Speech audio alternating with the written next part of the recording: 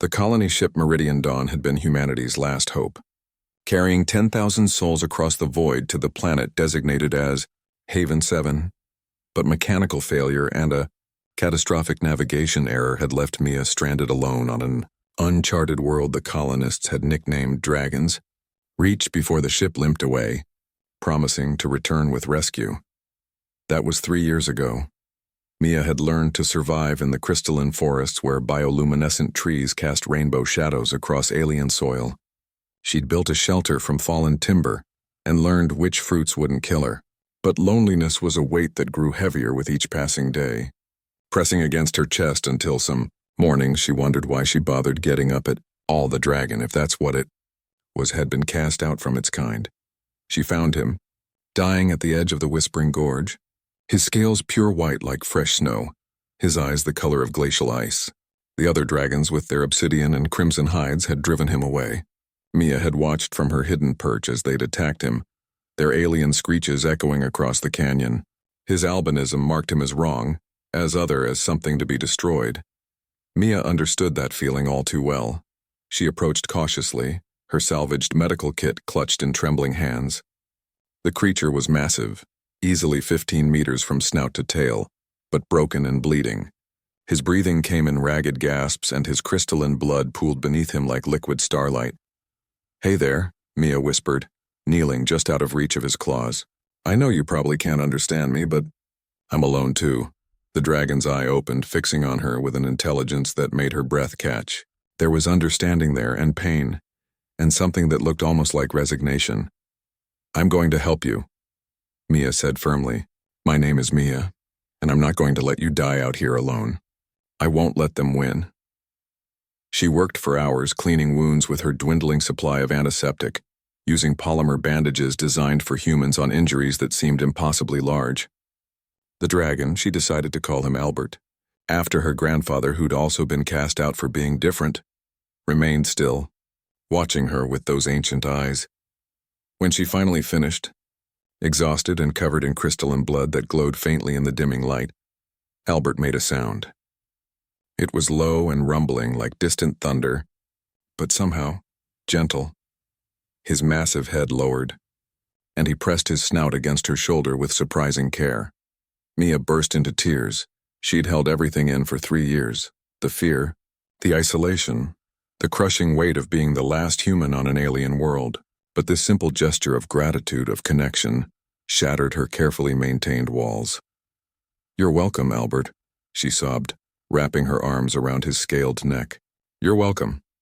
The bond that formed between them defied explanation.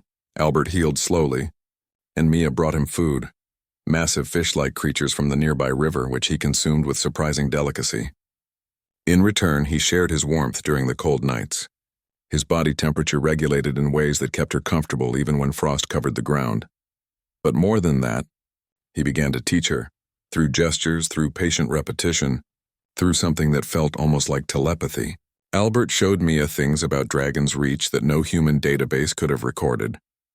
He taught her which plants could be woven into cloth stronger than Kevlar, which minerals could be refined into energy sources, how to read the weather patterns in the movement of the moons. Mia, in turn, taught Albert about humanity. She told him stories of Earth, of art and music, and the stubborn refusal of humans to give up, even when the universe seemed determined to crush them. She showed him her sketches, her journal entries, her dreams of the rescue that might never come. "We're both outcasts," Mia said one evening, watching the triple sunset paint the sky in shades of purple and gold. "But maybe that's our strength. We see things differently because we have to." Albert rumbled his agreement, and Mia could have sworn she saw something like a smile in those glacial eyes. Everything changed the day the other dragons returned. Mia was gathering supplies near the forest edge when she heard the screeches. 20 dragons, maybe more, their dark scales gleaming as they descended toward her shelter, toward Albert. Terror seized her heart. Albert was still healing, still vulnerable. They would finish what they'd started. She ran, her legs burning, her lungs screaming for air. But she was too far away, too slow, too human. When she burst into the clearing, she expected to find carnage. Instead, she found Albert standing tall, his white scales blazing in the sunlight like a beacon. And he wasn't alone. Mia skidded to a halt, staring in disbelief. Albert had built something, using the techniques she'd taught him, adapted with his draconic strength and ingenuity. He'd constructed a massive installation. Energy generators hummed with power derived from the minerals he'd shown her. Communication arrays built from crystalline trees reached toward the sky. And at the center, a beacon pulsed with a signal strong enough to reach across star systems. A distress beacon, for her. The other dragons circled, confused and wary. This outcast, this rejected one, had accomplished something none of them had imagined possible. He had bridged two species, two ways of thinking, and created something entirely new. One of the dragons landed, the largest, its scales like polished obsidian. It approached Albert slowly, and Mia held her breath. Then, in a gesture she'd learned meant respect among the dragons, it lowered its head. The others followed. Mia's communicator crackled to life for the first time in 3 years. This is the Meridian Dawn responding to distress signal.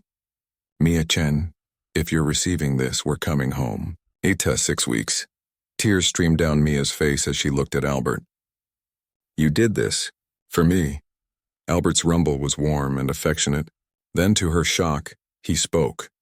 Not in words, but in a burst of images and emotions that flooded her mind with perfect clarity. You saved me when I was alone. I save you. This is what family does. The other dragons began to help, their combined strength accelerating the construction. What Albert had started alone, they would finish together. The outcast had shown them a new way forward, and they would not reject it again. When the Meridian Dawn finally descended 6 weeks later, the crew found something impossible. A human woman standing beside a white dragon, surrounded by a coalition of alien beings, in front of a thriving settlement that blended human ingenuity with dragon strength. Mia had come to Dragon's Reach alone and broken. She'd found Albert cast out and dying. Together they'd built something beyond imagination, not just a rescue beacon, but a bridge between worlds. Proof that the rejected and the lonely could find each other across the vast darkness and create light. As the ship's captain stared in amazement, Mia smiled and placed her hand on Albert's scaled neck. Permission to bring a guest aboard, Captain? She asked. I'd like you to meet my best friend. Behind them, 20 dragons roared their approval, and the sound echoed across Dragon's Reach like a song of new beginnings. The end.